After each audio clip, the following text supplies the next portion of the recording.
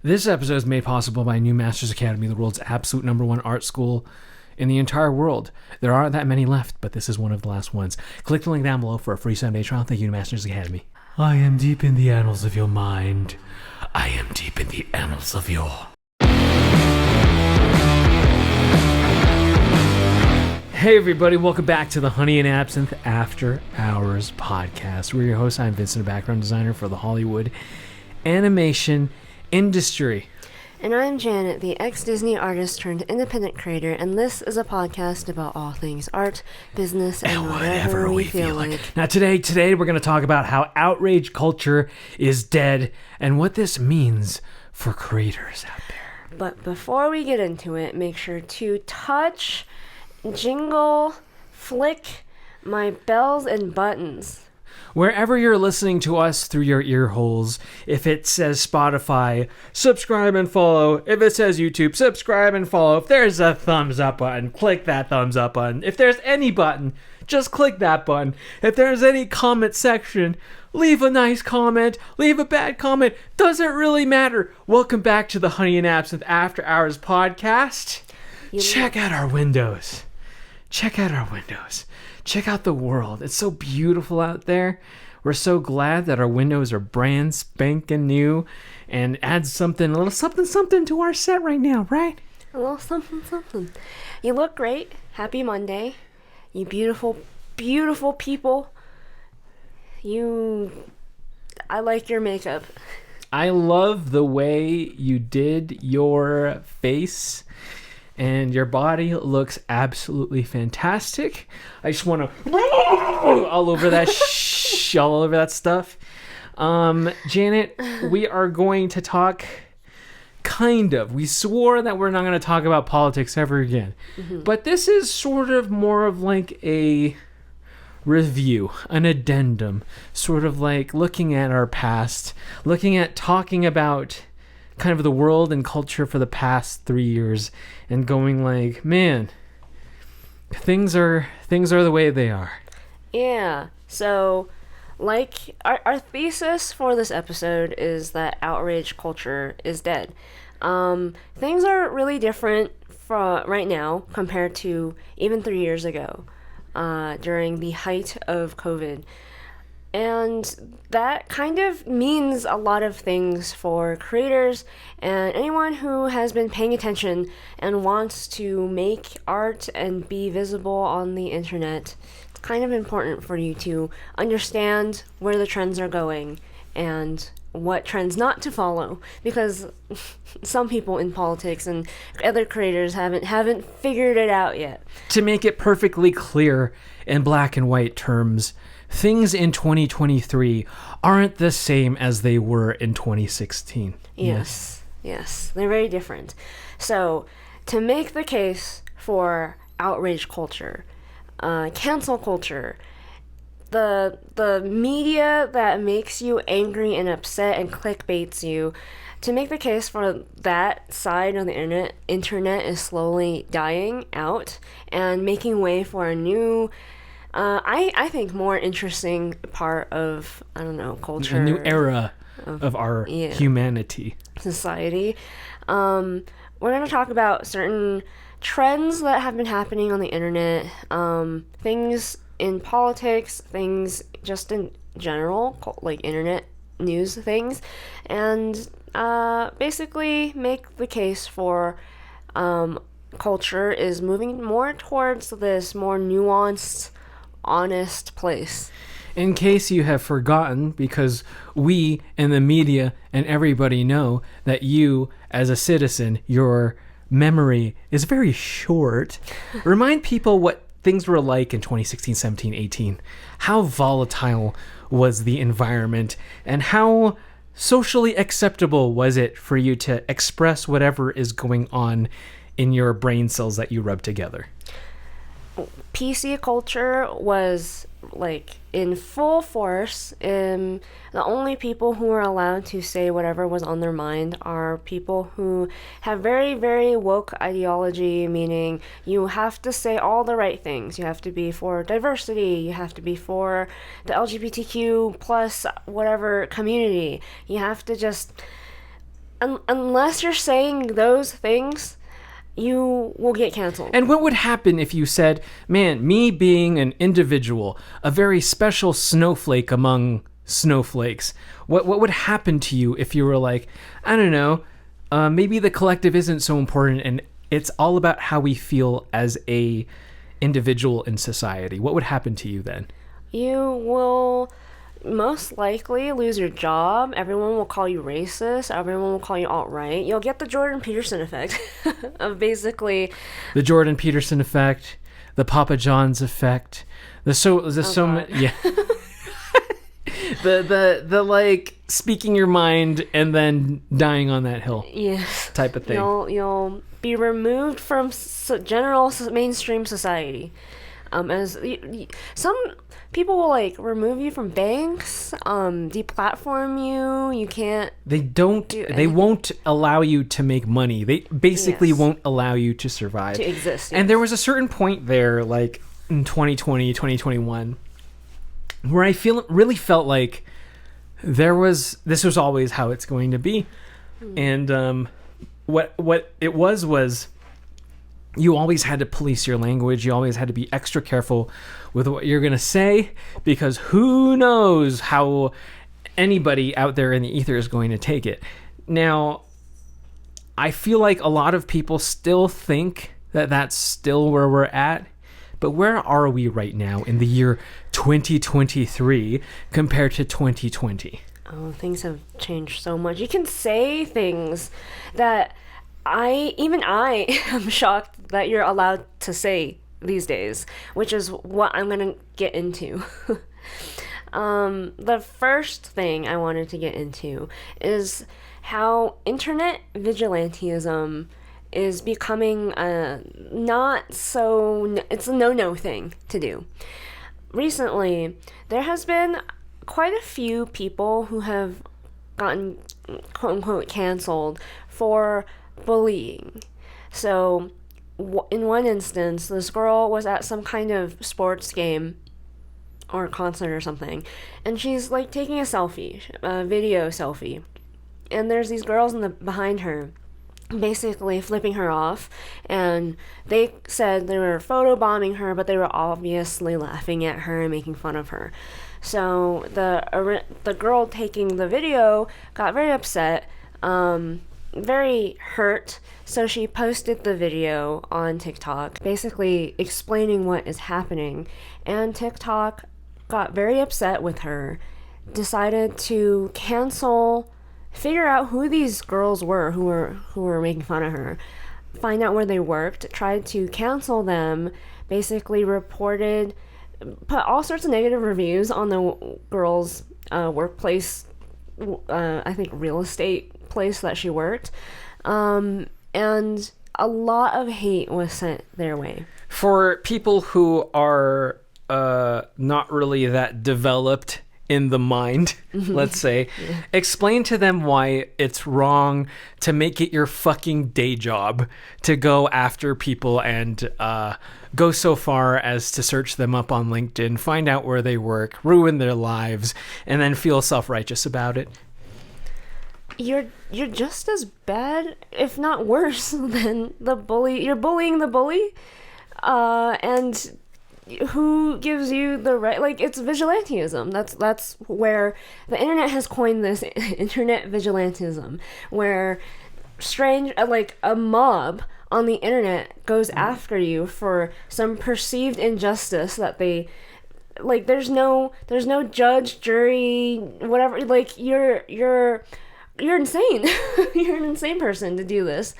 In another instance, similar to this, except this family wasn't trying to take a video of themselves or be narcissistic whatsoever, so you can't even blame them for that.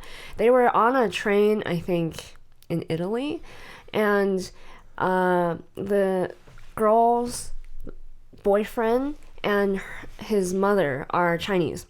There's these Italian girls in the background basically making fun of them for being Chinese for no apparent reason.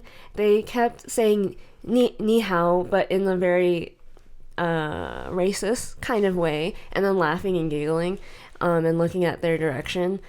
The girl took a video of them because they were being racist and posted it on TikTok. Again, a lot of people, like an entire mob was created on TikTok, went after these girls, tried to figure out where they worked, tried to get them kicked out of university. Both instances, the people who are in the wrong, obviously because they're being bullies or whatever, they've apologized, or kind of sort of apologized in private, basically saying, hey, it's not cool that you sent a mob after us, but, you know, what we did wasn't, I wasn't being racist, I wasn't being a dick. And at the end of the day, the first girl, she basically took her video down and said, can you guys stop sending hate towards these two girls that were photobombing me? The other one, not so much. TikTok took down the post of the Italian girls because the bullying was getting really intense towards them. But in general, people started turning on the vigilantes, the mob, basically, going after the bullies, because people were realizing, I don't think it works to bully the bully, because what do you think happens? I don't think you change their mind. I don't think they've learned their lesson. I don't think anything happens other than you just feel some weird sense of self-righteousness and like you've done something. It just seems really weird.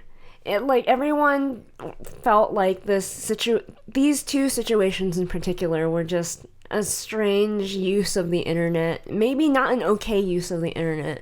And I thought that is exactly where I thought it was interesting, because prior to the year 2023, there was no nuance on the internet. No, people were all for joining in on the mob and jumping on someone just because. What do you think changed? Did enough people get kind of bit by the other side, or kind of understand what it feels like to be on the other side of a mob? Or have they just had a change of heart? What's the big difference between 2023 and let's say 2019, where it felt really good and almost righteous to join the mob and become a part of the hive mind, to take a big fat shit on whoever because it makes you feel good? I think the mob sees themselves in the people they're attacking now. Because before... Whoa. Yeah. Now that's a level of nuance that, you know, when I was living life in 2020, 2021, that I was so black-pilled to believe that people would never feel. Yeah, because I think the natural impulse is for you to feel like you being a part of the mob will never be a part of will never feel things on the receiving end. But now all of a sudden people have the empathy, the ability to look outside of themselves to be like, maybe this isn't so great, because if I were on the receiving end of this, I wouldn't like it so much. Right, because before, it's like a pyramid, right? Like, most of the people who are nobodies are at the bottom, and then you have celebrities and politicians and really notable people at the top. So we started with canceling people at the top, the most notable people, celebrities for saying bad things, or politicians for saying off-colored, I don't know, doing blackface or something, I don't know. And then we slowly went down the totem pole. We started canceling. Was when we were kind of through shitting on the celebrities, we just went lower and lower to the person who is essentially the common person. Yeah, so at this point, these are like just random people on the internet, like not even on the internet. Like, they didn't ask to be filmed, you know? They just happened to be filmed because people have iPhones. And if you didn't have the ability to film with an iPhone, they would have existed It's not like all of a sudden 2020 these people existed. No, this is like this was around in the 90s, 70s, and beyond, and whatever. People have always been shitty, yeah. And to cancel people for fairly benign shittiness, like, you're not gonna get, even if you somehow convince these people to stop being racist or bullies or whatever, there's gonna be other people exactly like them that exist in the world. What, are we all gonna cancel them too? So I think people are realizing that, like, that could be them.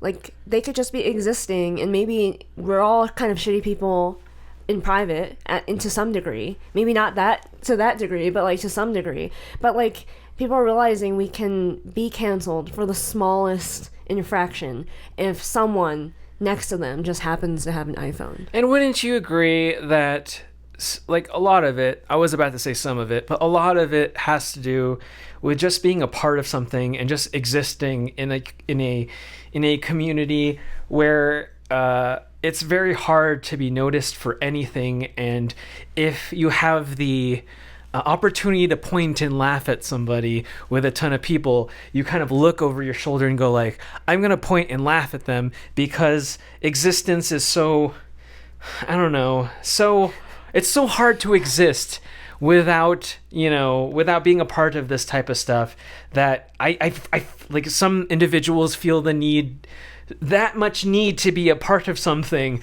that they need to be a part of a shitting on somebody campaign. Yeah, because I've actually seen, so there's this beauty influencer on TikTok named Michaela, I think. I forget her last name. But she's a pretty big beauty influencer, specifically came up on TikTok. She was canceled quite a few times for a lot of different things. Just, it's too stupid to get into. But every single time, this is what I see. A huge mob is formed, they cancel her.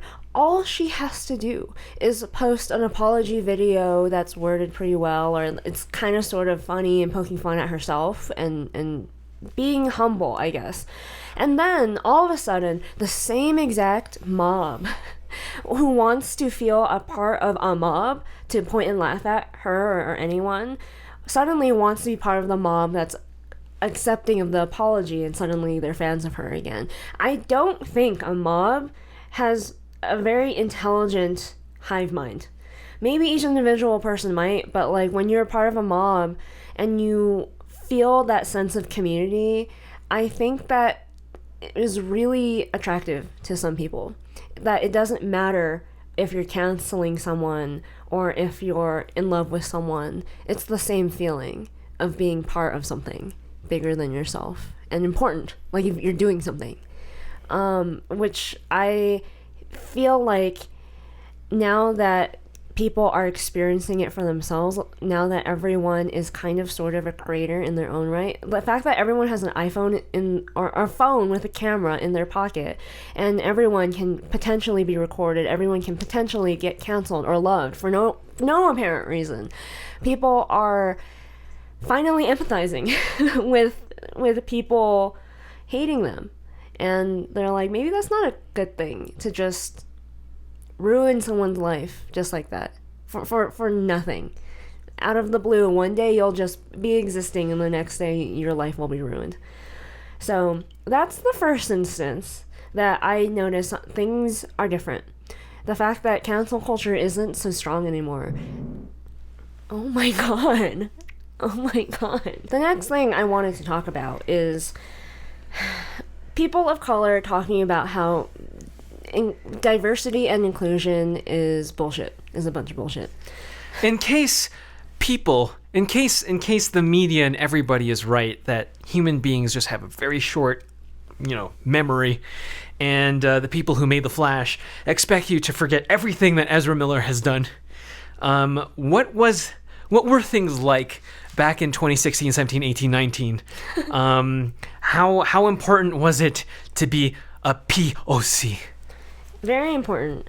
The only people who were kind of visible on the internet talking about diversity were people of color promoting diversity, or people of color being very anti-diversity, and those like Candace Owens, for example. I was about to say, who the fuck? Oh, right. Yes. That's right. Do you finally feel mellow in your life? And do you need something that gives you a nice kick, big fat kick, big fat kick, big fat kick in your keister? Big fat old kick in your keister?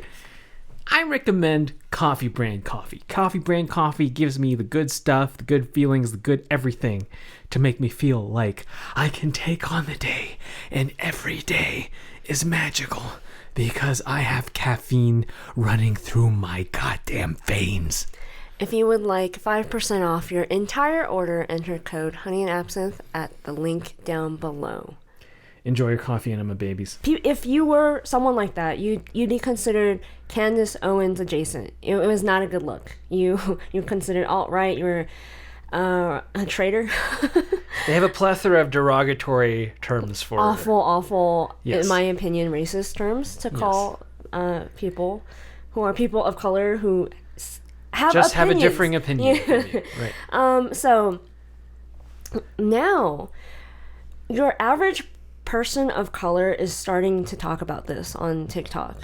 They're not famous, they're not anything, and then they're getting applauded for it, for being honest for once. So the first instance that I saw of this is I don't remember his name. There's this guy on TikTok who likes to kind of talk about and help millennials understand Gen Z. He is a millennial, a younger millennial, I think, and he just talks a lot about identity and how he navigates it as an Asian gay man millennial in a very lighthearted, poking fun kind of way. He was talking about how if you want to bring up any problems you have about diversity and the nuance involved in it, you have to be prepared to like quit your job. You have to like no one actually cares. Not really. Anyways, it's all for show, especially in the corporate world. Well, help spell it out for the people who have forgotten. What did the corporations want you to think that they thought? That they are all for diversity, that they're going to hire so many people of color. M&M's always has some weird commercial about diversity. Every single company it talks about how they want to hire more women. They want to hire more people of color. We love LGBTQ people. It was just so like a weird thing for corporations who want to sell you shoes, M&M, candy, yeah, to like things that give you diabetes. Be like, we're virtue signaling to you. Oh man, I want to go to Sprouts and get those limoncello, oh my God, almond covered thingies. Sorry, continue. When I came onto the internet in 2020, and I kind of sort of talked about this, what bothered me about all of this, being a woman, being a quote unquote person of color, working in entertainment, I was like, this is a bunch of bullshit. It's not that I don't support this stuff. I actually would love to see a lot more diversity and stuff, but like real diversity, not this like, oh yes, we totally would love to hire more blah blah blah, and then behind the scenes you're just saying it. It's to fulfill a quota or something. Or something good. That has nothing to do with the altruism of it. It's for some sort of selfish corporate gain. Yes, it's like, these are the words you have to say in order to look good to your peers. Yes. It's exactly what the corporations were doing to each other. But like on the smaller scale, when you get hired, you say, yes, I totally am for the cause. I'm totally a woke person. And you say all the right things. And then go, do I still have a job? Yes, exactly. And that's what I was trying to say. But because there was no nuance, even like 3 years ago in 2020, people will call me outright for saying stuff like that. When I'm like, you know nothing about me. This is so strange that I'm just pointing out the obvious. I'm not even making a value judgment. I'm just saying, like, you guys don't actually believe what you're saying. This is so strange. Don't use a cause that some people really do believe in, or me or anyone else, for you to selfishly gain followers or clout, or to look good in front of your boss or your coworkers, or and climb the ladder and whatever it is. Yeah. Right. And so I was saying that back then when it was not very popular, but I'm seeing people now do that. For example, like this guy. And then I saw this black woman, stitch his TikTok, responding to it, and basically like saying the exact same thing. She doesn't have any following. She's just an average human being. She was a research HR person in the corporate world for that specific thing, specifically for medical research. And she realized through growing up, living life and experiencing life experiences, that she would see the medical company that she worked for does this research, and for some reason they have a lack of diversity in their studies, which a lot of companies these days require you to do research that is very diverse, because we're realizing now that medicine affects people of different races and backgrounds, female, male, whatever, differently. And it's not a very accurate, helpful study to conduct if you don't include a diverse sample group. So they would come back to the company and go like, hey, you need more diversity in your research. And then the company would make all sorts of excuses for why they can't or don't want to. And then she, being part of the company, we're like, so do you guys even actually care? But she's been, in the corporate world for so long that her story was less angry and more just like, it is what it is. It is what it is. Just like how I was trying to explain, like, it is what it is. Entertainment, media, Disney, whoever is just going to say whatever they want to say. But people in 2020 and 2019 weren't ready for the nuanced channel. They weren't. But they finally are now. And, like, before, when I would be saying these things, oh my god, like, so many dislikes on our podcast, so many people making videos about how I'm alt-right or whatever bullshit. They're spreading weird rumors about me on TikTok. But now, these two instances I'm talking about are, like, these people are getting praised. They're going like, oh my god, you're speaking so much truth. Like, they're being very well received. And a lot of the times in the comments, people are sharing their own stories about how they're experiencing the same thing, that diversity, especially in corporations, and sometimes it's bullshit. Sometimes it's all for show. It's just for other people to make the corporation look good. Yeah, or themselves to look good. So that's different. That's an instance. That's a huge difference. 2023, even like last year, I feel like you'd still be canceled for saying stuff like that. The next thing. This is a crazy one. Gen Z is starting to detransition. What? Yeah. I saw this TikTok of this girl who, she's very, I guess, gender fluid. She can look like a very handsome feminine man.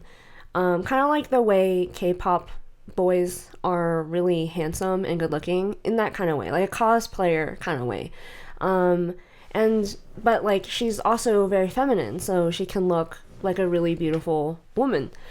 She called herself trans for a while, and what made a pretty big TikTok following by being trans.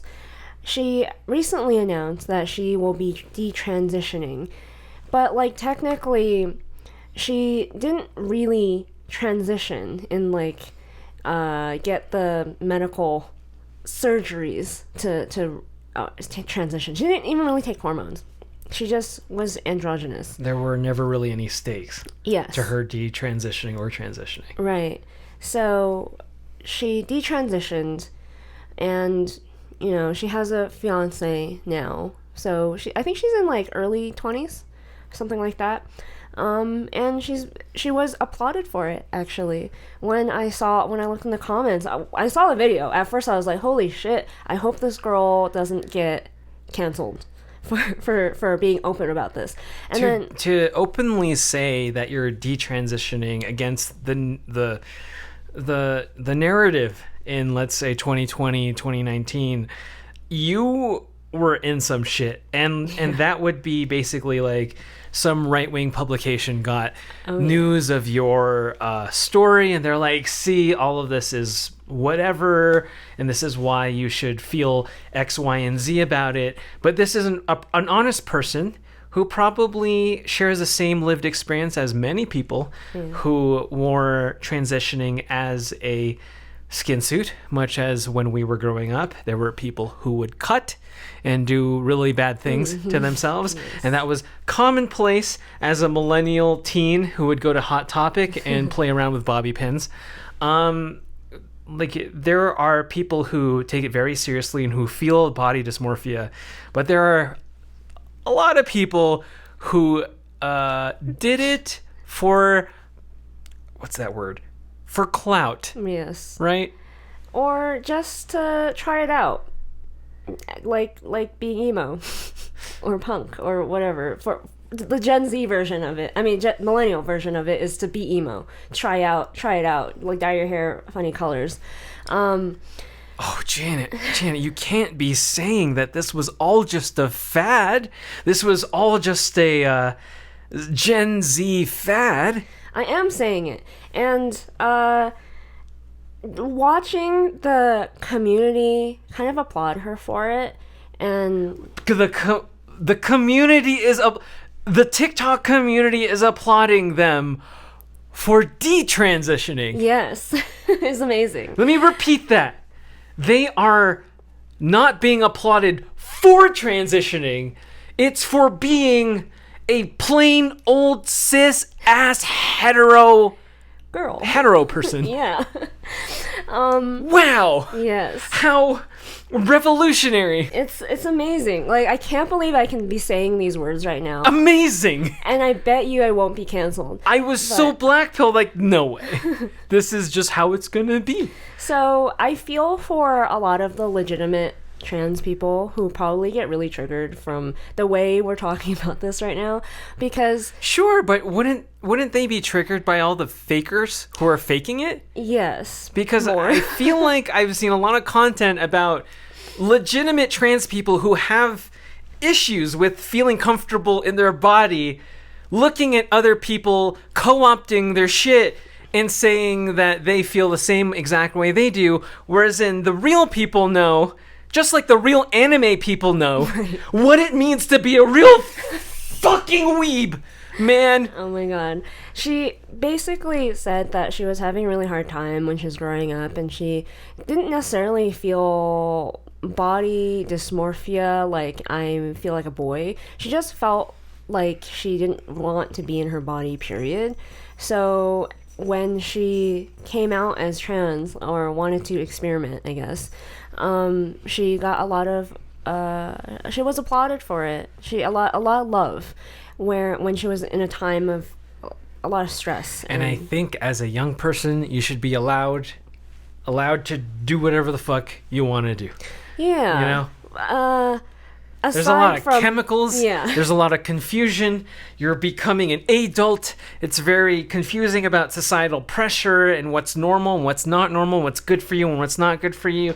Man, especially when you're in late high school or early college, you should be broadening your horizons. Yeah. I think, the only danger there is if someone like her was really pressured into getting medical procedures done, or taking hormones, let's say, that really completely affect your body.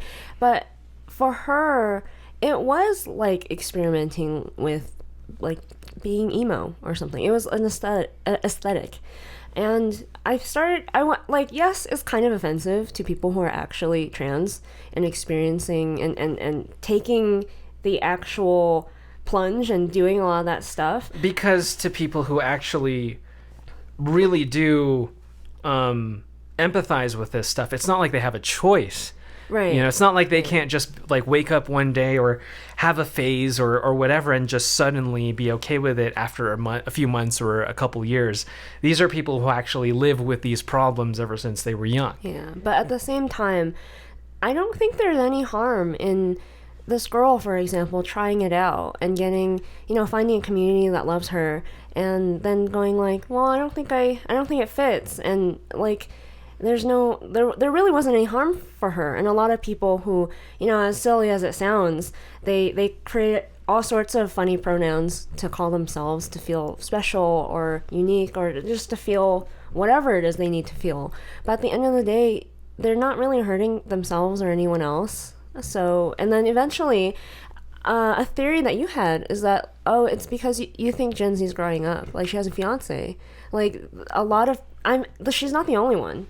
I've seen some other people do this too and also getting applauded for it. And I've noticed that it's because, like, they're women now and they want to get married. All of it was just so shocking to me, and it made me feel like I felt a little duped by the whole trans conversation because it was so heated. It felt so real. That's why growing up in the time of the great era of self-harm, yes, that was us as teenagers, that really did feel like some strange sort of, aesthetic that people were getting into. And I knew a lot of friends, people I knew in high school who were doing it because they had problems, but also, it did garner some attention, and it did, how the opposite sex can be towards the other, where it's just like, oh, that's so like, they're so dangerous or they're so complicated. Yeah. I want to fix them. All of that type of stuff. But like with gender identity and with all of that stuff that was happening as we were becoming professionals in our industry, it all became super complicated because it felt super serious. And unlike the times of My Chemical Romance and Bobby Pins, being the importance of gender identity and your sexuality was prevalent in the movies that we watched, was prevalent in the politics and the political rhetoric that we would hear all of the time, especially in the heated era of Donald Trump and all of that stuff, where you were either a redneck bigot or you were a blue-haired not cisgendered person. And it became super, like, unlike anything I've ever experienced in my lifetime. Maybe things were different during like the 80s or something, I don't know, where this, now that we know it's an aesthetic, but this aesthetic felt as serious as something that people would it would influence how they would vote in the ballot box, or how they would spend their money, or who they'd support in Hollywood or in the political sphere. It was politicized. It was super politicized, and it became very forgive me for being black-pilled back in the day, but like I saw no hope. I saw like this was how everything is going to be, and this is how people are, and this is how people are going to vote. And these days, it like truly hasn't been as hot as it was back, let's say 3 or 4 years ago. And if you were legit trans experiencing body dysmorphia, it ain't no thing these days. I think it ain't no like even in a small town like ours in Prescott, Arizona. Like I think the first time we visited this place, that we saw a few people who who didn't identify with a gender, let's say, and who are very obvious about it. And I'm just like if it's here, then it's who gives a shit? And that's kind of the point where I always wanted to live, and I always wanted to live in a place where you did your shit, whatever you're into, whatever it is, let's just let bygones be bygones. But there was a time where the temperature was so hot that I was worried that people weren't allowed to be people with one another, and it really bothered me. Yeah, I think politics really getting into like things like, you know, gender and the LGBTQ stuff was just so awful. Now that I can see this stuff happening, and I go like, they're still just using that as a way to, I don't know, get more voters, and that's so dystopian. But I'm happy to see that the normal average citizens are getting wise to all of that stuff. Yeah, and it's not a big deal to detransition or to transition or to, I don't know. Everyone's just figuring it out themselves. Which brings me to provocateurs and politics in general is not as popular anymore. So recently, Tucker Carlson was booted off of Fox, which I think the reason is actually because they're rebranding. I think the most offensive thing, and I don't think Tucker Carlson's that bad of a dude. He's just whatever. He's just another talking head. But the most offensive thing I think Tucker Carlson has done is to go on Twitter and have the fucking audacity to shoot his talking head in cinema wide. There are like 2/3 of the screen not being used for anything. But like there's 1/3 of his aspect ratio being used for his goddamn face, which is why everybody's on vertical video, because that's all you really need for your goddamn face. But what are you shooting, Tucker Carlson? Are you shooting the next Sergio Leone movie? Like, what's going on with you and your fucking team? Did Tucker go like, you know what I feel has the gravitas when it comes to visual video and cinema wide. So when I'm talking about whatever political bullshit, you know what I want it to look like? The good and the bad and the ugly. That's what I fucking want it to look like. A little fucking egregious. A little fucking like kind of screams to people who, you know, study this stuff that you don't know what the fuck you're doing, and that you're just like doing this for the aesthetics of it all. I just have a little bit of a bone to pick with something that seems so small to you average people, but to me it's just like, you use cinema wide. You use the good and the bad and the ugly aspect ratio because you just have that much fucking shit of the West that you want to show people. The epic landscape. You know? And like when Tucker Carlson goes on and he's in the center of the fucking screen and he has 2 other fucking sections of the screen to show what? His fucking hallway and bookshelf, like anyone gives a shit. It's like, you scream to me like you don't know what the fuck you're doing. It's a insecure filmmaker move. Yes. It's a person who thinks they know what is good taste, imposing what they think is good taste, whereas the people who have practical taste go like, what the fuck are you doing? Like there's like literally so much screen that you are not using.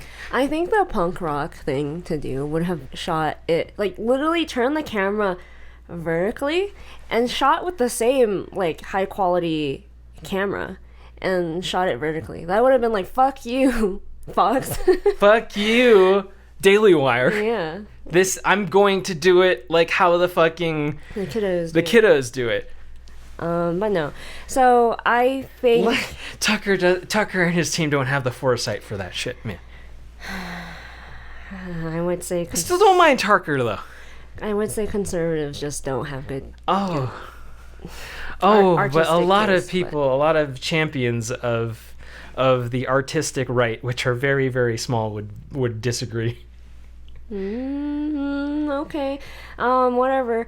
But like, okay, so I don't think any of you who are listening or watching care. I didn't care. I don't think anyone actually cared. It's 2/3 of the video not being used. It's useless. It's like dead air. It's like, why? No, I mean they don't care about Tucker. Oh, okay. Yeah, like I think like they don't even care about what. So you're saying like they don't even know who the fuck Tucker Carlson even is at this point. Yeah. Okay. Yes. Or they might know, but they don't care. So only people who care over the age of 40. Let's be fucking real. Which is what I mean by like provocateurs are not like popular right now. Project Veritas has been like doing a lot of stuff, but I don't see anyone actually giving a shit. Matt Walsh doing his typical provocateur shit, but I don't care. No one cares anymore. Everyone knows it's like to be a provocateur. AOC, haven't heard from her in a while, just influencing now, I guess. Laying low. Bernie, I don't also hear from him anymore. No one actually talks about him anymore. Hassan has exited the political sphere. Pretty much. He's just like trying to clout chase Mr. Beast now. Because apparently politics is not enough clout to be gained anymore. And I just feel like You think Hassan actually knows that politics is on its way out? Yeah. Oh wow. I think when you see people who have really, really big social media followings, they didn't get there on accident. Like, they might have gotten lucky, yes, but I think they're smart in ways that I think the average person takes for granted. I think Hassan can see what will attract attention, what will gain him clout, and what he has to do to get it. And I think a lot of people on the internet know how to do that really well, much better than me and a lot of people. So I think people like him do know. They chase trends, and I think he's better at it than we are. Which is clearly he there's a reason why Hassan is Hassan, basically. Yes, exactly. And so it's the, let's say, ability to read the room and go like, no matter how this looks, I need to transition into the next thing. I can't be just some Tim Pool raving about the Civil War and making my fucking cult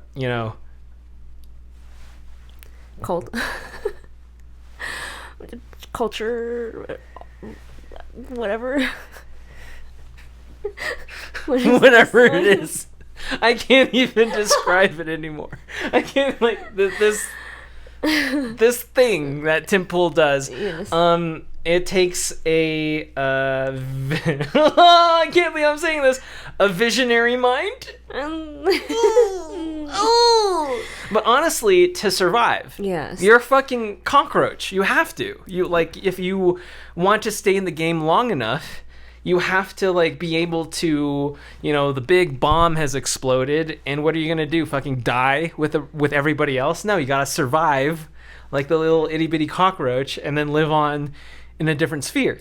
I also think people like that have very low opinions for people's intelligence because they know you don't remember the last thing they did. But, like, it's kind of a talent of theirs to be able to transition from one thing to another. That's what I'm trying to say. I think they're kind of psychopaths, but because are they right? Yeah, they are. Are they right that, like, Clearly. like, you can wear, like, Hassan can just rave about whatever political thing that Chink is talking about, and all of a sudden be on Mr. Beast's nuts, yes. and then like suddenly do it so well and so seamless that people don't actually give a shit. Yeah. Who's the bigger fool, Hassan or the audience? The audience. Yeah. So the fact that I really feel like the people who go out and cause a big stink for clout, I really don't believe a lot of the people who, especially in politics, do and say the things that they do. They do it because they know it's going to make you mad. They do it because they know it's going to attract attention, clickbait you, get clicks, whether you get mad at them or if you love them for it, whatever. This was never about winning the culture. No. This was never about winning anything. This wasn't even a game for a lot of people. This was about, getting as much attention on them as possible so that they could sell whatever, get whatever number that makes them happy on the internet. It was never about changing things. So I think people are realizing that, which is why these people are not as popular anymore. And the ones who are realizing that people are getting wise to it, like Hassan or even AOC to some extent, they are pivoting. They are pivoting to something else, so the next thing that will get them clout or whatever it is. To me, that's crazy. I thought people were going to fall for this bullshit forever. There are people who are still acting in 2023 like things are like 2020. Oh yeah. And they're still peddling the same bullshit to their audience. And it's almost like I told you at this point that the people, let's say, who listen to Larry Elder, like my parents, are that like the new generation people are listening to Tim Pool, because it's almost like it's not like I'd say when we first got into Tim Pool, like we were just concerned about where things were going, and you know, we were just so happy to hear somebody who had the same opinions that we had. But now it's almost like we can see through the matrix, and it's like these people don't actually give a shit about changing things, about changing culture. It's more about you know, what the revenue looks like, what the numbers look like. And it's kind of amazing to me that someone like Hassan can pivot, or according to you, can just like wear a different mask, no matter how it looks, no matter how many people he loses. Whereas then there are some people who will just still do the same thing because that's all they know how to do. Yeah.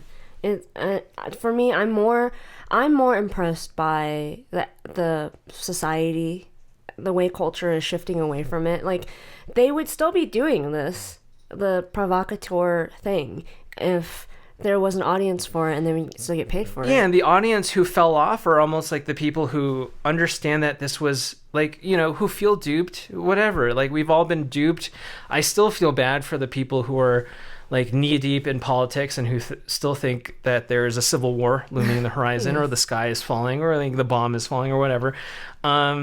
Because in actuality, I think these are all people who have as much selfish whatever as any influencer on the internet has. And I think there's a lot of people who fell off because they got wise to the whole thing.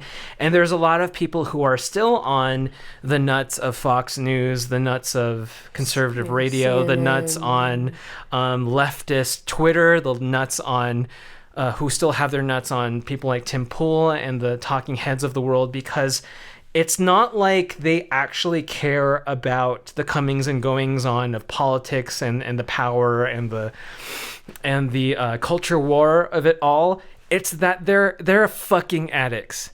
They're fucking drug addicts. They have so little going on in their fucking lives that Tim Pool raving about a civil war, or you know, whoever on the left or the right is raving about whatever the other side is doing, that is their fucking high. And it's what makes them feel like their existence is worth it, and it's what gives them life. Whereas in, you know, there are people like us who have other things going on in life that gives me life. Spending time with you, making memories with people I care about, making good art that I'm proud of by the end of the year, that actually gives me life. But there are lots of people, especially even living in the day-to-day, eavesdropping on other people's conversations, that are like, you are addicted to Fox News, to all of this stuff, to CNN, and to what the fuck the Trump hats are doing and what the fuck the blue hairs are doing, because you don't actually care even about the ideology part of it. It's because you are addicted to being angry. Yes. You are addicted to the outrage. You are addicted to being upset.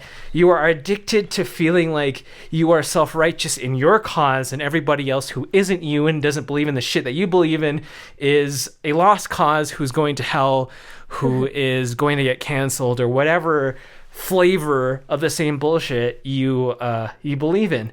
And I think it's a beautiful thing that people like us, that there are so many people who have fallen off of the political sphere and have realized that these are a bunch of asshole fucking what's the word for it? Narcissists. Oh, yeah. Narcissistic grifters who have used our emotions at a time where we were the most vulnerable. Yes. During COVID, during the heated Trump era, whatever you want to call it, at the point where people were most vulnerable to influence, to attack, to whatever. They like, we are like, we're not going to be like that anymore. Yeah. We're not going to let whoever on the talking head with the beanie, or with the really bad toupee, or the really awful Rachel Maddow haircut, whatever flavor it is. We're not going to let them dictate our perspective on life.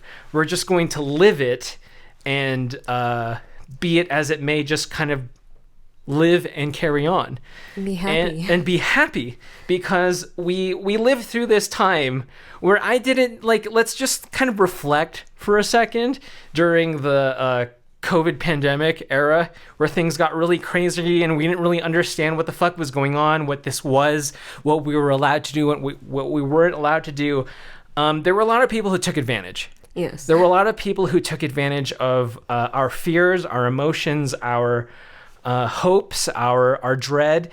And there are a lot of people who made a lot of fucking money off of our fear and dread. And I'm looking at CNN, I'm looking at Fox, I'm looking at people like Tim Pool, I'm looking at a lot of people on the internet and on the tube who took advantage of people who were just afraid, people who were just upset or whatever. And I'm looking at that, and I'm looking at this place that we're in now, where people are doing their very best to take care of themselves, their wellness, to kind of just be better people and to be stronger people.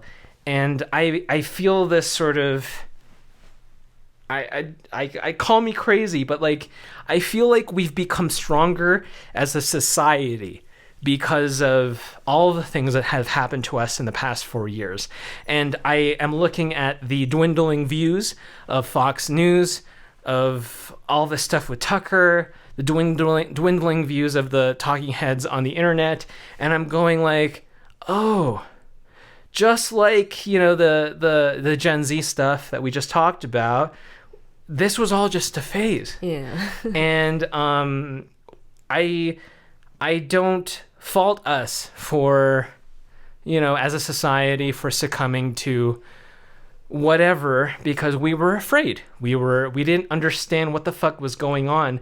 But I do applaud us now for being stronger as a people and being more resilient, because I have seen so many attempts for the past few months, from the news media to the internet media, to try and get us mad about some bullshit. Yeah. And then us as a society going, nah, we're not going to be mad about that. Yeah, there's a George you can Floyd try 2.0. You can try as much as you want about anything. You can literally drudge up anything that has worked really well before. It's not going to work now. Mm-hmm. And it could be, you know, whatever is going on with race relations or transitioning or the political landscape, ballot harvesting, whatever, you name it.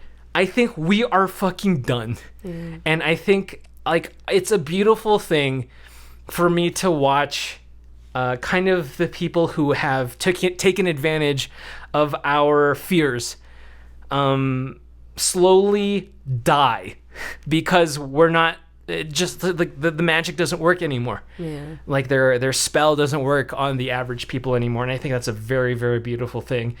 And I think it like, remember, I'm Vincent. I don't have hope in all of you. No. But this is one of those very rare times where, when you resist sort of the media's whatever tendrils into making you outraged at stuff, and you're actively rejecting it, you make me, the most pessimistic of them all, go like, that's really great. That's a beautiful thing. And when I watch all of you take care of your mental health, take care of your overall health, take care of your friends and family, take care of yourself, it makes me go, and amongst all of the noise that people are trying to distract you with, I go like, if we could only continue this, we could get into a really beautiful place. And like, when to this day, when I see people on Twitter about like, we shouldn't be infighting, and we need to win the culture war, not fight each other, and the culture war this and the culture war that, and I'm just like, that is such archaic talk these days. Yeah. I think we are so fucking past this winning and losing bullshit. And I think when people take care of themselves and kind of, you know, do what's right for them, that's when we all win. I don't think it's when a certain ideology wins. I don't think it's when we sneak a certain ideology into our art. I think when our art just exists to entertain or to be thoughtful, that's a beautiful thing. I think when we exist to be the best versions of ourselves that we can be, thus being better to each other, I think that is winning to me. And whenever I see bullshit on on the internet about like our side needs to win because, you know, the left does this or the right does that, I'm just like, you are so fucking off the plot, man. Like, you are just not with it right now, man. Like help. Like, people are like, they're probably like screaming like, I'm not some old man yelling at a cloud. Explain to them how they're basically an old man yelling at the cloud. Well, I'm gonna bring up an example. Recently, Matt Walsh has been getting into it with people like the Quartering, because when nothing is happening in the news needs to generate news. So Matt Walsh is part of the Daily Wire. He's the guy that made the documentary What is a Woman. He likes to anger the left on purpose, in my opinion, and the left falls for it every single time. He's really annoying to me. I kind of really dislike him. The Quartering is a YouTuber. He basically talks about entertainment news. He shares whatever's happening in Hollywood. And He's the founder of Coffee Brand Coffee. Yes. A lot of people don't like him because they see him as an alt-right commentator, I guess. But he's, I guess, technically middle of the road. I would, use somebody like the Quartering as kind of the most average dude of dudes in this country. So because the Quartering, a lot of people who are middle of the road, who stuck to their like middle of the road beliefs and not placated the woke people, they were pigeonholed in this place where, like, well, if the left hates me and they're gonna call me alt-right regardless, and meanwhile the conservatives are accepting me with open arms, then okay, I guess I'll be friends with them, I guess. The Quartering got really mad at Matt Walsh for basically saying that video games and movies and anime are the devil, and he hates it. So the Quartering was basically saying, like, that's such a old-timey weird thing to say. And the sentiment of like, this is why you guys lose, because you don't care about culture. Yes. You know, as cringy as a lot might think, anime and video games are a part of the culture. Right. Yes. Especially right now. And to not care about it and to just dismiss it, you're going to alienate a lot of young people and a lot of basically young people who are the potential to be the new generation of people you can welcome into your ideology. You're making sure that you're always going to lose if you're gonna purposefully alienate them for the benefit of the boomers or the people that you typically placate. They're dying off, literally, and you're choosing to do this? This is strange. So that's a criticism. But for me, I didn't want to chime in on all of this because I think it's stupid and I think it's drama for drama's sake. Oh boy, we had the discussions about it, but we were also very wary that, like, is this real? Yeah. Is this some WWE bullshit again? But also, like, I don't fault people like Matt Walsh for being the way that they are, because that's what conservatives were for me growing up. Like, they were always annoying. They always hated entertainment. Video games. And they always said stuff like that. And I never wanted to change them. Like, they want to change me, I guess. But, like, I never was like, I'm going to fix you. I'm going to prove you wrong somehow. And I actually have more criticism towards the Quarterings of the world for being an old man yelling at a cloud, because you're like, what do you think is gonna, what are you doing? This is how they are. But yeah, like, why are you trying to prove anything to them? We can empathize because we were in that position where, we like, I went to a Catholic school, you grew up with a bunch of stuffy, people in your community, where they look down on anime, they look down on video games saying it's violent, they look down on comic books saying like, oh, why don't you read a Real Hemingway instead of reading some sort Pictures. of, Asterius Polyp bullshit.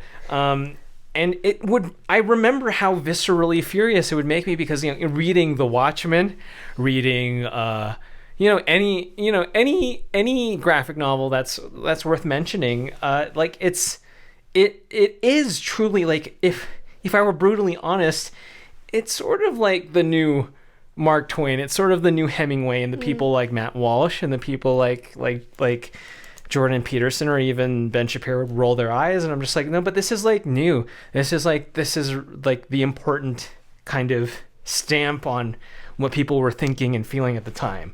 Like for The Watchmen, it's like the bomb, and should we trust the superheroes, and do the superheroes actually have ulterior motives or whatever it is. And I look at what the criticisms that the Quartering has and people of his ilk, and I go like, I hear you, brother. Like, I do. I really hear you. But these are fucking conservatives we're talking about. They will never, ever see the value of Spy Family, of Demon Slayer, of The Watchmen, of The Last of Us, of Elden Ring, of Resident Evil 4. They won't understand the beautiful magnitude of storytelling that BioShock Infinite has, or even the original BioShock has. They won't understand how important it is. What video games have done to like the world, and even to cinema and the way we perceive the world. Whatever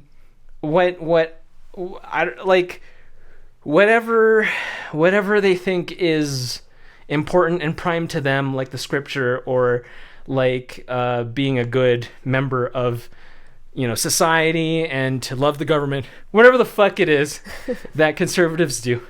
Well, is sort of like what they're gonna do, and there's nothing that we can, as black-pilled as it's gonna sound, it's like, what are you gonna do? This is how they are. Clearly, they have never been our allies, and they're only our allies when they think they can, harvest your fucking ballot. Yes. When they think they can use you for their fucking side, which is like, totally cool. If Matt Walsh wants to if those are the kind of people he wants to recruit, then good for you. I'd rather be with the people who think art is neat. I'd rather be with the people who understand how cool it is to play these video games, or to consume these types of content, and who don't just see them as screen time, to see them as sort of like kind of human expressions that we have. And I empathize with the Quarterings of the world, but I also go like, what do you expect the conservatives to be? Like, this is always how they're going to be. And like, if you are one of the outliers who is a conservative and who likes Demon Slayer, please help me understand people like Matt Walsh, because Matt Walsh is sort of like emblematic of the sisters who have slapped me in the wrist with a fucking ruler, like all the figures of authority, all of the puritanical avatars of like, this is what family, and this is how we're supposed to be as a follower of whatever religious denomination, whatever that I've experienced in my life. It's just been the same thing over and over again. And help me understand this, because it's just I find the beauty in Demon Slayer.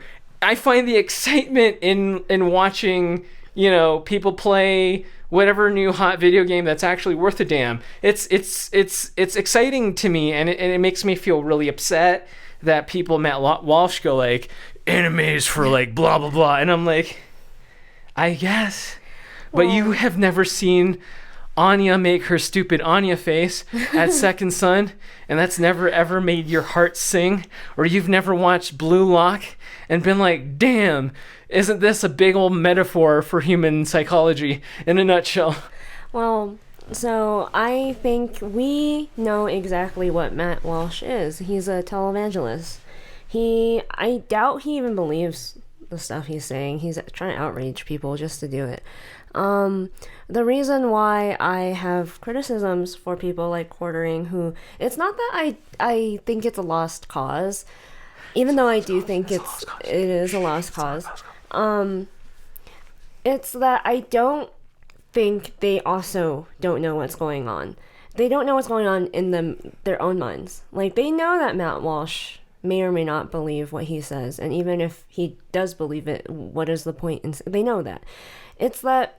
Are you sure? Yeah, I think so. Because I think what people like the Quartering are doing is they're projecting all the people that told them similar things growing up onto Matt Walsh, which is why they feel like this intense desire to change them or to convince them, because they're in a narcissistic relationship.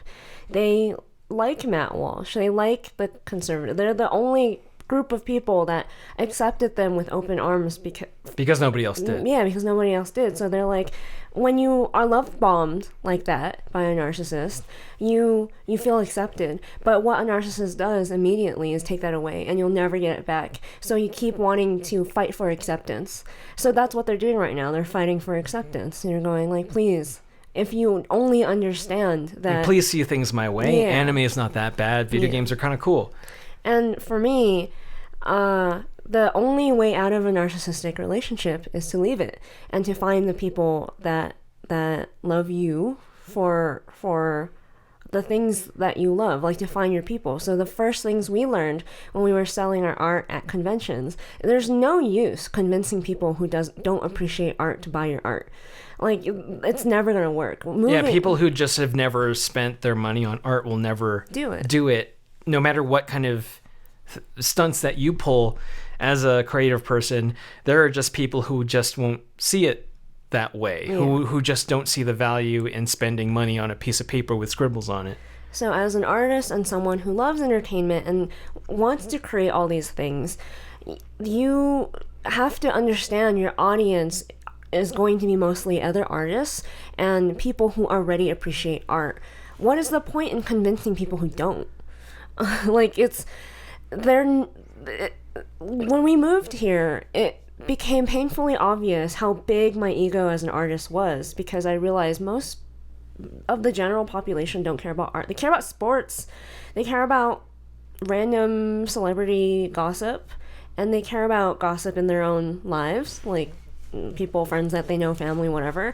Most of them they don't watch it, they barely watch movies. When they do watch movies, they don't consume it in a very analytical way. Critical way. They're not like super fans, let's say, of Marvel. They just watch it because it's the popular thing to do. They probably don't even watch everyone.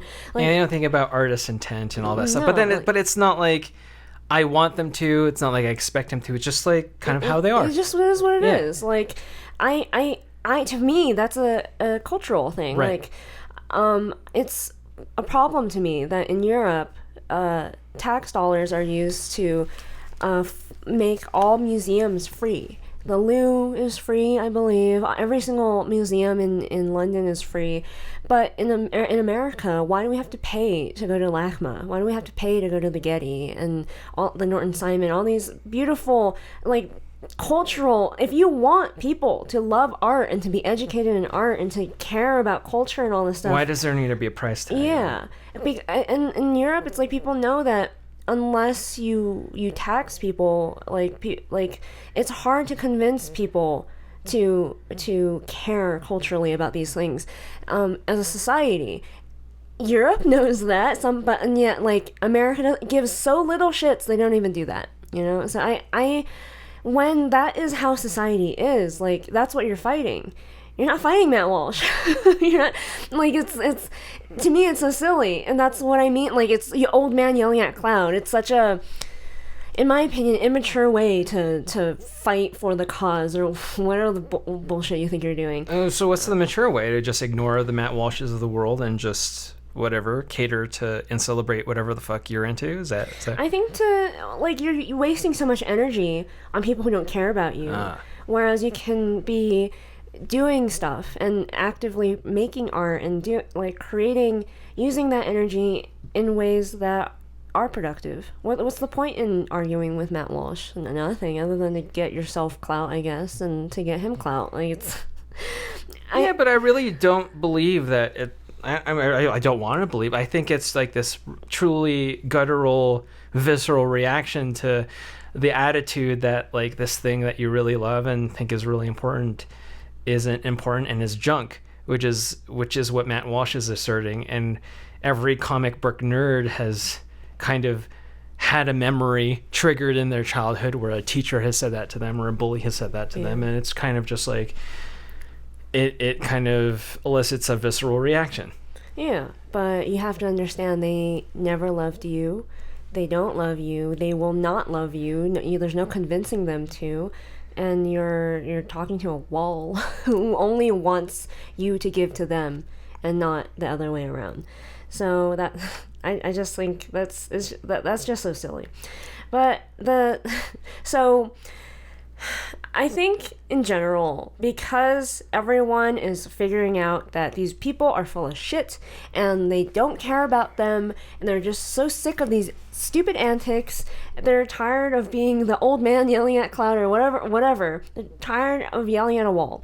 I think people are figuring out how to deal with cancel culture and these types of people now in a way that is amazing to me. So I'm seeing a lot of creators publicly shame trolls and rabble rousers and overly sensitive type people when people are attempting to cancel them. So for example, whenever people mention AI art, there are people who are not in the art sphere who understand the power of AI tools, but they also understand that for some reason, every single time they mention Midjourney or AI art, they're gonna get canceled, or like they're gonna get an influx of a lot of hate comments. So whenever they do mention it, they say like, yeah, I know that like, people are gonna get mad when I talk about this, but like, this is a really cool tool. And like just saying that like, oh, people are gonna get so mad when I talk about this, they're making fun of them. And before like a few years ago, when I would do stuff like that, people get so mad. They would get even more mad at me for like making fun of the people who get mad at me for they're just overly sensitive. So it's stuff like that, or even to like, let's say the DIY sphere niche. A lot, for whatever reason, everyone thinks they are a pro contractor who knows how to do the best woodworking and whatever. They always feel the need to comment in your DIY videos that you're doing something wrong in a really hateful, mean kind of way. And a lot of DIY people have been calling it out and being like, oh, people are gonna be this pro contractor over here seems to really know what they're doing. Let's see if they know how to do this or do that. And I'm just like, usually when you do that as a creator, your audience doesn't like that because they feel attacked and then they will cancel you even harder. But these days, when you do that, your audience applaud you for standing up for yourself. I think that's really strange, and I am very happy that I feel like we've gotten so desensitized to cancel culture that we're finally here.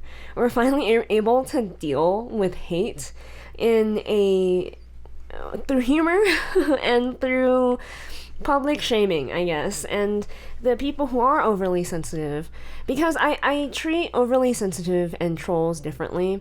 One is actively trying to get you mad and trying to get a rise out of you. The other just wants to cancel you because their feelings got hurt. They genuinely feel like you hurt them.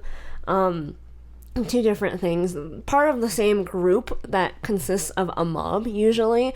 The mob is getting less and less power, and it's amazing to me.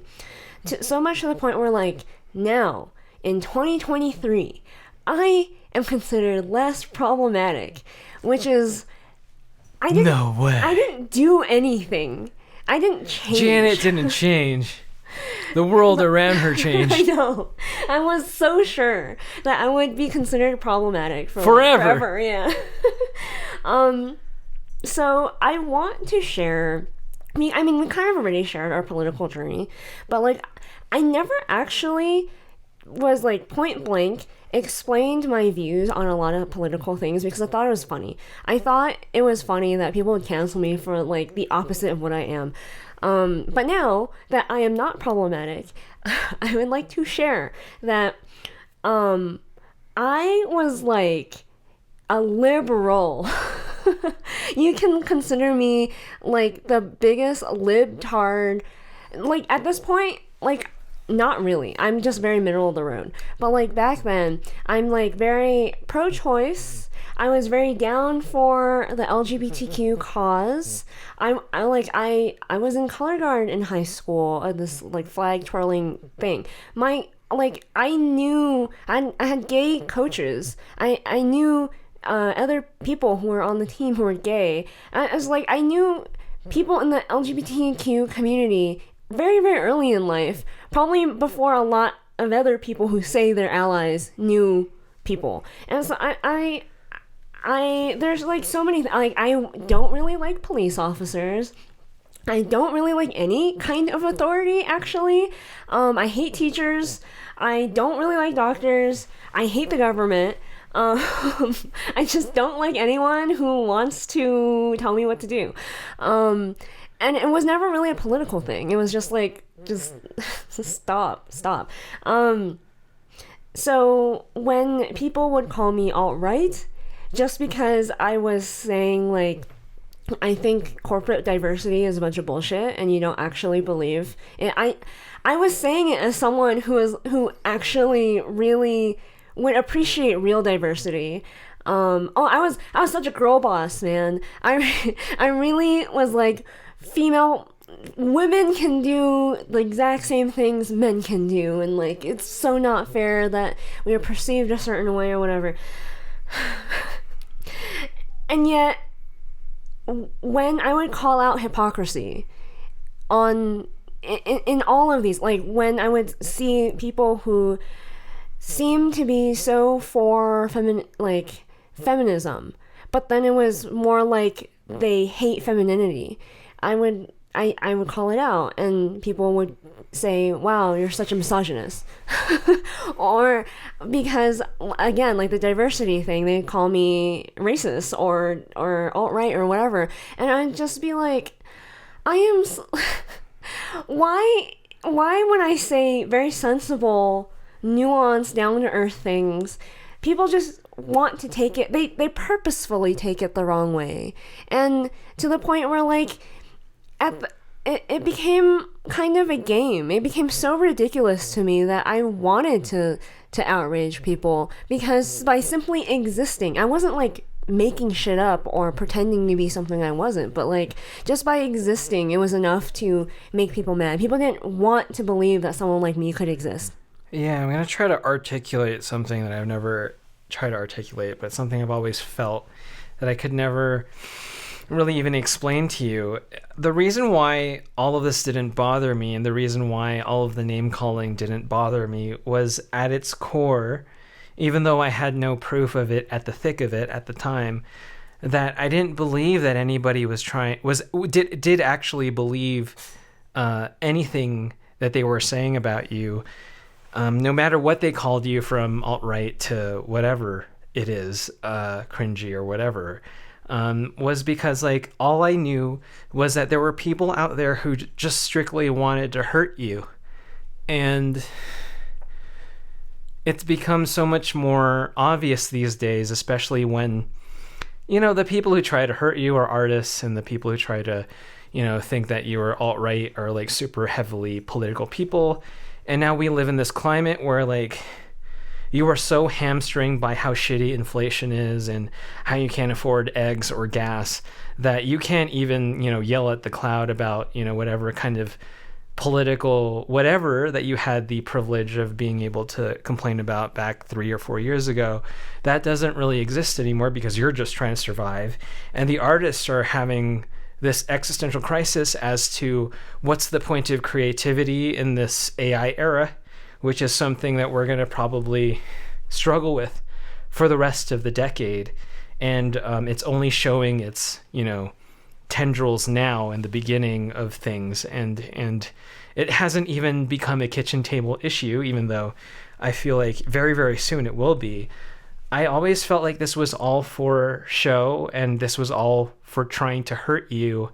And this is all for people who are really angry that you had the audacity to exist in the way you wanted to exist, whereas in other people can't. And I believed that all people wanted to do was cause harm so that you would just disappear one day. And you and I both know that, like, when we commit to something, we're never just going to disappear or drop dead. In fact, if you poke at us, we're going to make it our mission to always annoy you,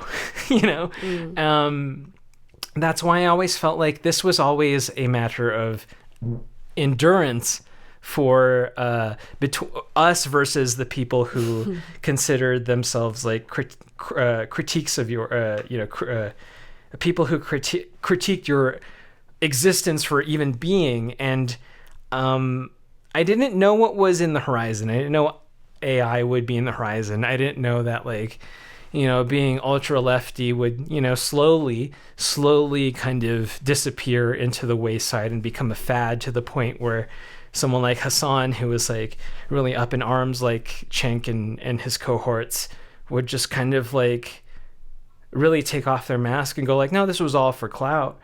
I didn't know that things were going to be this way, but I always felt that this was all in an effort to keep you from existing. And nothing, like, all it has been for the past few years was like proving that theory right, which really kind of like, now that I'm proven right, now that I feel like, the people who don't like you have kind of disappeared because they have their own bullshit to worry about, and they don't want to admit that you've been right about literally everything all along. So they want to just admit that we are just this subsection of the internet that doesn't exist, and they just want to go la la la la la la to whatever that we have to say. That's all well and good. I always knew that was your destiny in the first place. I just find it really kind of like there was a lot of like frustration and just difficulty that like in the beginning it was really hard for us to kind of just be like, wow, this is like really intense, all of this hate and all this stuff. Yeah. But like, right now there really isn't much that we're doing between the last 3 years to this very moment that has been very different. And it's kind of amazing to watch how we're so ahead. And like, I know it sounds really big-headed to say, but like, how could it be big-headed to say when we've been in this position where we've been kind of like saying that all of this stuff about diversity and how, shallow people's crusades were, how it's been proven time and time again, even to this point where people don't really give a shit about the same shit that they've been giving a shit about. Like, how could it be that we're still in the same exact place where, like, in 3 or 4 years ago, we would be ultra canceled, to the point now where, like, people are saying what we're saying on TikTok and they're being applauded for it. Mm-hmm. And it's not like I'm the type of person to go like, well, we were the ones who said it first and we should take all the credit. But, like, it's really fascinating to me as someone, as an artist, as a creative person, and a huge learning experience for me to see people's minds change. And, like, no matter what happens, no matter if you believe me or not, that, like, how important it is for me to stick to my guns. And if I really believe in something, if I really believe that, like, this is how I feel about something, and you, whoever you are, no matter how upset it makes you, you're not going to change my mind. In fact, the odds are in my favor at this point. I've seen time and time again that the world will shift itself to see things in my favor. Right. Eventually. You just gotta wait long enough. gotta wait long enough. And this has always been a kind of exercise in stamina and resilience, and to see how people were never really that resilient to begin with, and to impose that we have the same kind of resilience that they do, which is very little, and to watch us endure like the cockroaches that we are. Yes. Throughout everything, to the fucking point where we are at right now, where like a lot of the stuff that we're talking about how like Disney never cared about your politics, corporations never cared about your politics, the push towards diversity was all for show, that transitioning for some people who really took it seriously was a big fucking deal, but for a lot of people was just a skin suit that they wanted to get clout from, that people would say whatever was politically correct for the sake of clout, for the sake of, gaining more followers, or to just make their existence worth it in life. That this was always part of the game, and that like this was something that was really, really volatile to say back in 2020. And now you are the one who's on TikTok constantly every morning, and I'm hearing stuff that sentiments that we've been saying that we would have been ultra canceled for 3 years ago, that people are just like nonchalantly saying. And it's like, no one's ever going to admit that we were ahead of things, that no one's ever going to admit that like what we were saying wasn't actually that dangerous. But like at this point I can say, wow, boy, what we were saying wasn't actually that dangerous, and people made it out to be dangerous, and now 3 years later it's kind of ultra proven that it's not really that dangerous to say. So all of this to say is that like this was never about other people being right and shaming us and how we're awful human beings. I think this was always about how people were really perturbed and upset that we had the audacity to share honestly what was in our hearts and minds.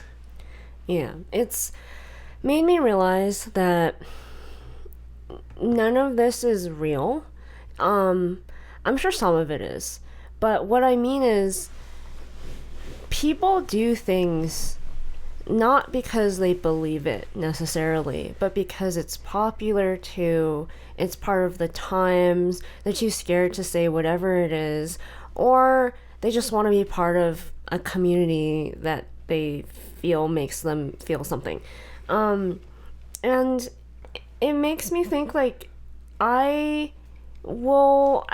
because I have this feeling of like none of this is real, it makes it a lot easier for me to be the way I am, especially if this happens again. Like if PC culture comes back one day, or people are like mad about something again, I know now that like when I outrage someone, it's not real, it's fake. It's like, for even back then, like you said, in the back of my mind I knew like people in the industry know me. It's kind of bizarre for people to be saying the shit that they're saying about me. Why are they doing it if it weren't for it's popular to say it, and I'm an easy villain, I'm an easy target, I'm whatever it is. And so I'm like, if I outrage someone just for having very, very benign opinions, then so be it. It's not like it matters, not like it's real. You can't do anything to me. You haven't done anything to me. It's just so ridiculous. And all of this, I think the true thesis of this podcast is that what does it mean that outrage culture is dead and cancel culture is dead? It means that honesty is back in. That like as a creator, you can take advantage of like, well, if people were so too scared to say certain things during PC wokeness, then what were you too scared of saying back then, and what could you say now? Yeah. And because I guarantee you, whatever if you could be brave enough to say now, you're going to be applauded for it. That, like, I think comedy's coming back.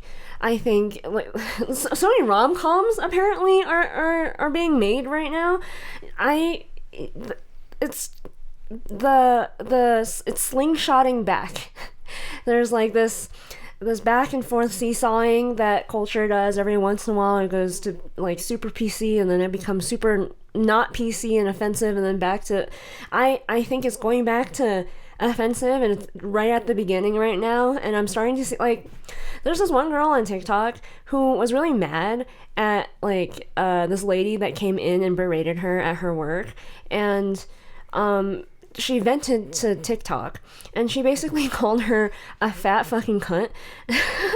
And she was like, I'm sorry if you're obese, I don't mean to like, that's not really what I mean. I'm just really mad right now. I feel for you if you actually have a weight problem. But like, this lady was really mean to me, and she was fat, okay? So I'm gonna call her I'm calling what it is. And I was like, I can't believe she just said that.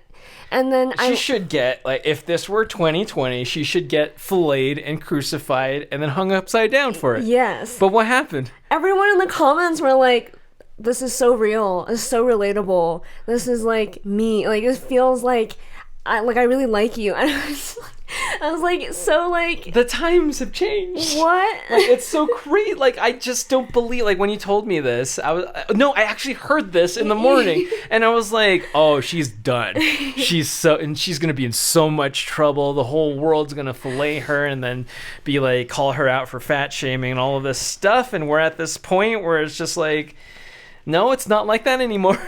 I was so like... And there are probably people who still are living like it's 2020 who can't possibly fathom that things have changed, but like, things are changing super fast, and like, this world that we're entering in is, you know, a much more how do you even describe it? What kind of era we're living in? It's kind of just like less PC, yeah, more kind of okay with shitting on each other, yeah, because that's sort of like how it is. Yeah. I don't know how else to explain it other than like, people have been overly sensitive in the past few years before, and now we're kind of like slingshotting to this point where we're like kind of shitting on each other for the way we are. I don't know how else to explain it. Yeah, it's just bizarre, and it makes me happy because, like, we all know we're all secretly thinking these things on the inside, and like most of the time they're really benign. Like, they're really not that bad.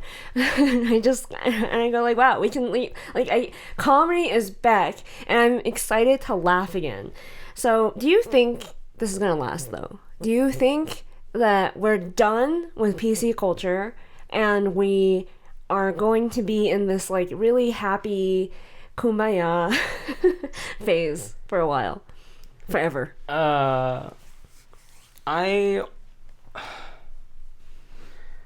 Okay.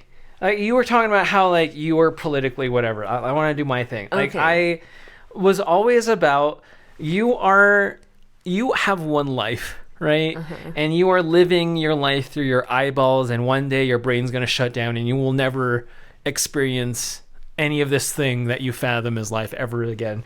So that's why I strongly believe that whatever fucking works for you, if you want to, you know, believe in this, if you want to identify as that, that's cool. If you want to be an artist, you want to be creative, if you want to be a doctor, if you want to be a writer, if you want to be a lawyer, that's all your bag in life. That's all, you know, sort of like kind of, you know, when you're sitting there in your deathbed, I want you to imagine that like all of this is going to culminate into that moment, and I hope that you're happy.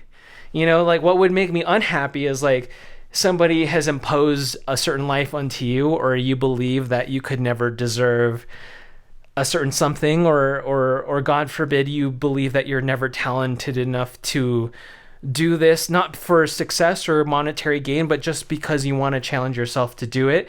I think life is one big adventure, one big journey, and that like if you restrict yourself because of your own fears or because of what other people have said to you, that's a tragedy. And I think we all need to live in a certain way that works for us. So if you identify as this, if you want to marry that, if you want to vote for whoever, that's your journey in life, and it would be very wrong for me to impose whatever unto you. And what made me really upset was in the past few years before was like, it felt like there were a bunch of people who were like, you're not allowed to experience the world in a certain way, and you're only supposed to believe that this is the way, and you are a bad person if you believe or support or whatever X, Y, and Z. And it left no nuance for anything. And now, as we can see 4 years later, things are finally, becoming a little bit different, and people are finally discovering nuance on the internet of all places, which is kind of crazy because I always believed there would be no nuance on the internet. But all of this to say is that, like, your life is your life, and I want you to live your life as beautiful and as majestically as you could possibly live it, and be your own fucking person, man. That's cool. And I want to believe that because the great test of the people of our generation was COVID, the Trump era, the internet pressure cooker era of feeling like you're being watched by whoever, and anyone, like, the fucking 1984 book says, like, you pull up their fucking phone and then, like, show you up to the fucking, like, internet cloud, and everybody can find out where you live or whatever, and do the internet vigilantism thing, and all of a sudden your life is ruined. And that was really, really upsetting for me, because that was infringing on my belief that you should kind of live the life and make whatever mistakes or whatever it is that makes your journey worth it for you. It was restricting all of that. And to kind of look at where we're at now, where people are like, I really am looking around me and on the internet and everything, and looking at, like, people aren't so swayed by the outrage culture of the news and, like, what the talking heads have to say about what kind of vaccine you need to get, or like what kind of civil war is looming around the corner. I think people really have had enough of that. And I think people have really learned through COVID how much that they have let the external world affect them as an individual. And I think people these days are finally reconnecting what it means to be whoever it is that they want to be, and are finally on that path of, like, forging the future for themselves. And all of this to say that, like, I find it hard to believe that, the powers that be, the people who have profiteered so much on, like, people's outrage for whatever political spectrum, or are angry about whatever political party. I feel like we are long past that, and I feel like there's no same old bag of tricks that people, like the media or whoever can pull on the individual, can pull on the average citizen anymore, that can outrage them to the point where they're yelling at each other in the streets. Because, like, I just, like the other theme of this podcast is how so many people expect you to forget about a lot of stuff. And, like, for me, what I find unforgettable is about how, like, we would jog out in Glendale, California, in LA, and, like, there would be people driving around yelling at people because they're wearing their masks and yelling. They were like, it was some Big Brother scary fucking shit, man, that, like, citizens took it upon themselves to police other citizens to do X, Y, and Z. And I thought it was so fucked. and I thought it was the most disturbing thing I've ever experienced in my lifetime. Totally cool if you live in China, fine, but like that's not gonna fly in America, man. Like that's not the type of America I want to live in. And it was really scary. But like I want to believe that right now we are at this place where like we have all learned from, and like maybe you were that type of asshole who would yell, you know, like, "Ah, put your mask on." Like, maybe you've learned things. Maybe you've grown a little bit. Maybe we've all done things that we're not proud of in the past 3 or 4 years because things were scary, because emotions were high. I don't think anybody should hold grudges on you just because, you know, things were strange and freaky and high tension for the past 4 years that we slipped up, you know? But, like, I feel like we are at this place where people are finally getting their shit together and they're finally looking at, you know, each other as people and finally accepting people for who they are. And finally understanding that, like, there's no self-righteousness to be gained from, like, joining some sort of, like, mob to like, tear somebody down. Because, like, that could be you tomorrow, you know? And I believe that there is nothing that has, you know, that anybody can bring up from before that can make people as angry as they do now. So when I'm looking at the 2024 election, it's hard for me to believe that people are going to get that angry. Let's just say Donald Trump wins again. Let's just say, pie in the sky. Do you think people are going to riot in the streets after people have been paying $6 gas? Whereas in the Trump era, everybody was like the animation boom was high. Everybody was getting hired for Netflix and like getting hired from every like studio X, Y, and Z. Like economy was booming, you know, like things were great. And I'm not really even sure if Trump was responsible for all that stuff. But let's just say that like people are so fed up with going like, okay, let's see what Joe Biden has to do. And then it fucking sucks and go like, okay, maybe that didn't work out so well, so maybe the pendulum's going to swing on the other side. Let's just say the pendulum's going to swing on the other side. Are people going to get that angry? Are people going to riot in the streets of Las Feliz and destroy the Grove and destroy everything on Melrose Place? Like, I just don't see it anymore. And like you said, there have been so many things on the internet about like, you know, things that would have provoked people back in 2020 that just aren't working anymore because people don't want to be a part of that anymore. Maybe they're ashamed of what they did during those times. Maybe they did something that they're not proud of, like riot or yell at somebody that they actually love or care about. Maybe they're not proud of those things, and maybe they're trying to grow from that, which is something we should all allow people to do.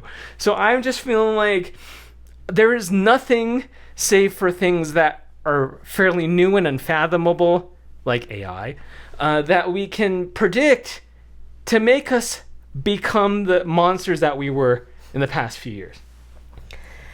I think the opposite. I think... Oh, shit. I gave you some fucking optimism, which is super rare for me to do.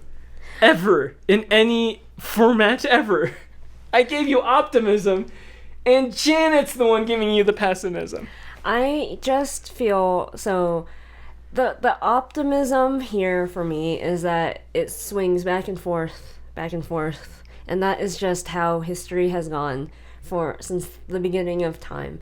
So even though I think we're in a time where PC culture isn't as strong, I definitely think we're going to swing back to PC culture eventually, and then we'll swing right back to being, I don't know, okay. No, see, like, I don't think it's going to be about PC culture. I don't think it's going to be about, like, saying the right, appropriate thing. I think if things swing the other way, it's going to be about something that we won't even you know, care to empathize with right now at this very, very, very moment. Well, you know, like how could it be that people rabble-rouse us again to give a shit about gender identity anymore. You know what I mean? Like, it's sort of like, it is what it is. Like, if you want to be whatever you want to be, whatever you want to be, whatever you want to be, and the people who are going to get angry are going to get people going to get angry, and the people who are going to, like, clap their hands for clout are going to clap their hands for clout. Whatever, it is what it is. But I just don't see how, like, you know, it could generate another Jordan Peterson getting really upset and becoming whatever. I don't think it's going to be about the same thing, but I still would call it PC culture, because back in the day, PC culture was about the war. Like with Vietnam, it was whether you were for the war or not for the war, and being PC to me, looking at like everything that media at the time was like, it was not okay to not support the war, and that was politically incorrect, I guess. In the past decade, it has been about identity politics, and that's what PC culture has been about. I don't think this is gonna come back. Like, I really think we're over it. You don't believe the same things that made us really angry about 3 or 4 years ago. Yeah, I don't think race is going to be as big of a thing. I don't think gender identity is going to be as much of a thing. I don't think even whether you are, I don't know, whatever you identify with politically, like Democrat, anarchist, Republican, libertarian, whatever it is you want to call yourself, communist, I don't think people are gonna be all that mad about whatever you want to call yourself about that either. But I think what's on the horizon is AI. With how mad people are already getting in the AI art sphere, and then now in the AI music and AI writing, screenwriting and copywriting, all that stuff, I can see how AI is going to progress to a certain point where we are going to have a crisis of jobs, I think. Kind of, sort of like when people did the whole learn to code thing. I think it'll be similar to that, where like a lot of, I don't know, tradespeople were upset that they were losing their jobs, and then a bunch of people were like, learn to code, pick up a new skill so that, you know, you are still a valuable member of society. I feel the same thing is going to happen with AI, but this time with like white collar jobs. And people are already getting mad about economic things. Like, a lot of companies are starting to lay off a huge amount of their employees, like Google and like Microsoft, all these. I think this big computer tech company recently laid off like 7,000 people. And then people are already suggesting we need some kind of universal basic income, because eventually one day computers are going to do all our jobs. So we need money to live. And then I can imagine the political arguments about that. Everything stems from economics here. Even when I think about like identity politics, the reason why a lot of people got mad is because of equity and fairness. Some people's idea of fairness and equity is reparations. Some people's idea is like more diversity, forced diversity, of like, we need fewer, I don't know, white people in the workplace, and we need more people of color. We need more women. We don't need more whatever. And well, obviously that's going to make the cis white men really angry. Imagine that with AI. Like, it's gonna be a shit show, and I think we're probably a while from all of that heating up, because it's not affecting enough people yet.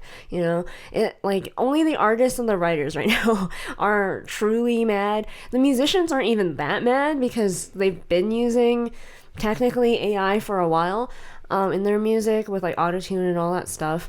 It's just, I imagine, I could be wrong. Because this is such a like super future prediction, but I do think it's gonna swing. Like, we are going enjoy it while it lasts, I guess is what I'm saying. Enjoy the freedom of speech and ability to offend and laugh at comedic jokes while it lasts. Yeah, like a caveat to all of the bullshit that I rambled on about for like 15 minutes is like I said, everything that has worked before won't work again. and it's going to, take something completely different to get us, roused to the point where we're literally again yelling at each other in the streets.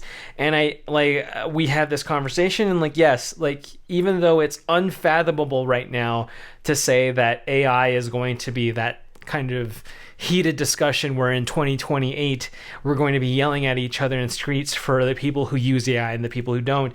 I told you I need to remind myself that if I went back in time in 2010 in my college years and said that people would argue about what is a woman, what is the definition of a woman, I'd be like, you're fucking crazy. Woman has a vagina. What's so complicated about this bullshit?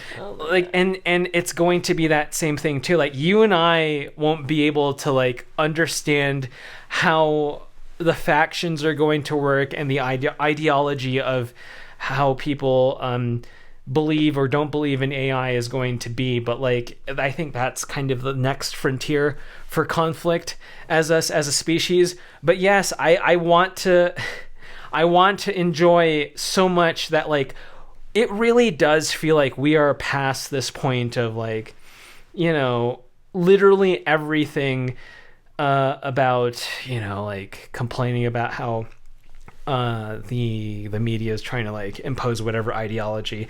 As boring, as trite, as whatever it is to say that stuff, we are past that now, and I think it's a beautiful thing. And I want to believe that when we enter that era where there's going to be conflict about AI and about who uses it and about the people who are benefiting from it and about the people who aren't, that we will be more level-headed, that we will be, a little bit more understanding because of the life that we lived, especially us millennials. But I was telling you, the problem is that by the time this happens, let's say in 2028, where the AI conversation really becomes a kitchen table issue, we're going to be as irrelevant as Gen X. Yes. Right now at this very moment. Why? Because this conflict between AI workers, how it's destroying the white collar workforce, how it's changing education, changing entertainment, changing creativity, changing the way we do things, our productivity, whatever it is. This is a battle between Gen Z and Gen Alpha. This is not our fight at this point. Just like how I expect the boomers to look at AI and go I'm not dealing with that. That is your fucking problem. And I'm looking at this eventual conflict, and this is more about the Gen Z who like us know a life without internet. And for them, it's they know a life without AI. Whereas juxtapose it with, the Gen Alpha kids who are becoming teenagers. And if you're a teenager, you need to understand that teenagers are the trendsetters for humanity. They are going to live in a world where they have become adults, going through puberty, going through whatever, in an AI world. And that's just kind of a part of them. And if they're going through school, if they're going through college, if they're going through grad school, if they're going through their budding careers, they're going to use AI. You gotta think way past where we are right now and think about where our children are going to take whatever into the future. And that's the great conflict. I believe you're correct that as much as I want to believe that nothing that has happened before can make us upset again, there will be the Jordan Petersons of AI. Yes. There will be the Hassans and Destinies of AI. There will be people who don't actually have a stake in the game but will hop on it for the clout. There will be this and this and that. But you can bet for sure that we're going to be there to talk about it. Hopefully, if the AI doesn't destroy us completely with nuclear warheads. Oh, but this is kind of, I believe, the next fight, the next sort of reason why we're going to hurt each other as a species is because of AI and its implications and its uses and how we live with it in the world. Yeah. Because let's be real here. The next Elder Scrolls will totally have some sort of AI implementation. Yeah. For sure. For sure. Dialogue. For sure. For sure. No more taking an arrow to the knee every like 5 dialogue trees. Like that's not how it's gonna be. So like imagine that. Imagine you as a gamer thinking you've seen everything, and then all of a sudden they add AI and all of that randomization into your video game experience. Then things become like. Then it's like, oh wow. Then video gaming becomes fresh. Yeah, I like Gen Alpha is gonna be like how Gen Z was born with the internet already existing. Gen Alpha is gonna be a different breed. The way like we are just different from our parents and grandparents because we grew up knowing that like, oh, we just Google something. The things Gen Alpha is gonna know how to do because they're attached to things that have the power of ChatGPT. I learned ancient Roman history because my ChatGPT AI avatar taught me everything about it. Her name's Cortana. It's just me crazy. Everyone's gonna have a Jarvis. Every kid is gonna have a Jarvis. Like Everyone's gonna have a Cortana. We're gonna be grandparents. We're gonna be looking at the kids, and they're gonna be just a different breed. They're gonna be like little cyborgs. So yeah, fun. What are we recommending this week? We are recommending the existential crisis put onto screen, put onto cinema, put onto celluloid, called Beau Is Afraid.